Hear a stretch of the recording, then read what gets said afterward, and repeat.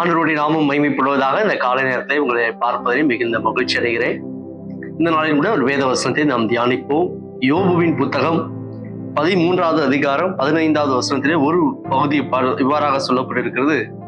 அவர் என்னை கொன்று போட்டாலும் அவர் மேல் நம்பிக்கையா இருப்பேன். மீண்டும் வாசிக்கிறேன். அவர் என்னை கொன்று போட்டாலும் அவர் மேல் நம்பிக்கையா இருப்பேன். யோபு தன்னுடைய வாழ்க்கையிலே ஒரு நாள், ஒரே நாளிலே தன்னுடைய எல்லா ஆஸ்திகளையும் இழந்தான், தன்னுடைய பிள்ளைகளை இழந்தான், தன்னுடைய உடல் சுகத்தை இழந்தான், தன்னுடைய நிம்மதியை இழந்தான். எல்லாவற்றையும் இழந்தாலும் அவன் இழக்காத ஒன்று அவனிடம் இருந்தது. அதை இழக்க அவன் விரும்பவும் இல்லை. அவன் உறுதியாய் பிடித்து வைத்திருந்தான். எது என்று சொன்னால் அது தேவன் மீது வைத்திருக்கிற நம்பிக்கை மட்டுமே.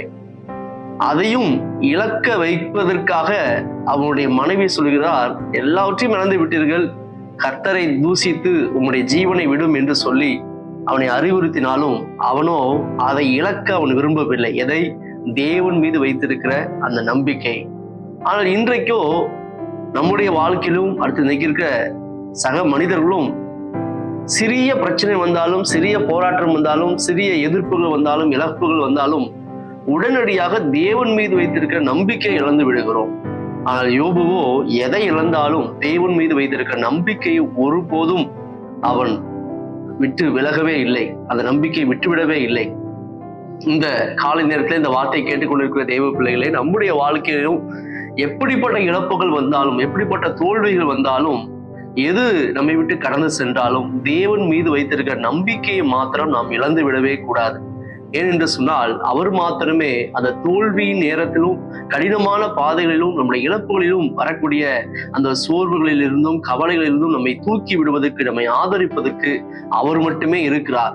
இந்த உலக மனிதனுடைய வார்த்தைகளோ, அவர்களுடைய உதவிகளோ, மற்ற எந்த விஷயமும் நமக்கு அந்த தோல்வியின் நேரத்திலே நமக்கு உதவி செய்யாது. ஆனால் எல்லாவற்றையும் இழந்தாலும் அந்த நேரத்தில் தேவனுடைய கிருபை மாத்திரமே நம்மை தாங்கும், நம்மை தப்புவிக்கும், நம்மை தொடர்ந்து அடுத்த நிலைக்கு நடந்து செல்வதற்கு நம்மை உந்தி தள்ளக்கூடியதாக இருக்கிறது.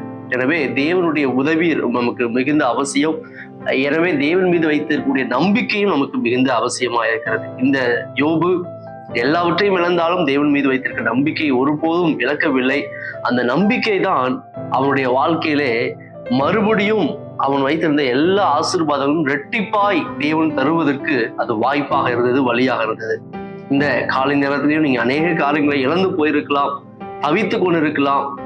அந்த இழப்பு நிமித்தமாக தேவன் மீது வைத்திருக்கிற அன்பையும், அந்த தேவன் மீது வைத்திருக்கிற பாசத்தையும் நம்பிக்கையும் நீங்க இழந்து தேவனை விட்டு தூரமா போயிருக்கலாம். ஒருவேளை நீங்க ஜெபிப்பதை நிப்பாட்டி இருக்கலாம், ஒரு வேதத்தை வாசிப்பதை நிப்பாட்டி இருக்கலாம், இன்னும் சில பேர் சபைக்கு வருவதை நிப்பாட்டி இருக்கலாம். இல்லை, தேவன் மீது வைத்திருக்கிற நம்பிக்கை மாத்திரம் விட்டு விடாதீர்கள். நிச்சயம் அந்த நம்பிக்கை வீண் போகாது. நிச்சயமாகவே முடிவு உண்டு, உன் நம்பிக்கை வீண் போகாது என்று வேதத்திலே வாசிக்கிறோமே. எனவே தேவன் மீது வைத்திருக்கிற நம்பிக்கை ஒரு நாளும் வீண் போகாது. தொடர்ந்து தேவன் மீது நம்பிக்கை வையுங்கள். அவர் கிருபை என்றைக்கும் மாறாதது. அவர் நிச்சயமாய் நம்மை தாங்குவார், நமக்கு உதவி செய்வார். இழந்து போன யாவற்றையும் திருப்பி தர அவர் வல்லவராய் இருக்கிறார். எனவே எந்த சூழ்நிலையிலும் தேவன் மீது வைத்திருக்கிற நம்பிக்கை மாத்திரம் விட்டு விடாமல் தொடர்ந்து அவரை நம்புவோம், விசுவாசிப்போம். விசுவாசத்தினாலே ஜெயத்தை பெற்றுக்கொள்வோம். கர்த்தர் உங்களை ஆசீர்வதிப்பாராக. கண்களை மூடி ஜெபம் பண்ணுவோம். நல்ல தகப்பனே, இந்த காலை நேரத்திலே யார் யாரெல்லாம் நம்பிக்கை இழந்து இருக்கிறார்களோ, அநேக இழப்புகளை சந்தித்து வேதனையோடு இருக்கிறார்களோ, அவங்க எல்லாரையும் கட்ட தொடுவீராக. எந்த சூழ்நிலை வந்தாலும் உங்களை நம்புவதை மாத்திரம் விட்டு விடாமல் எல்லா சூழ்நிலையும் உண்மை நம்புவதற்கு ஏற்ற இருதயத்தை கட்ட தருவீரா.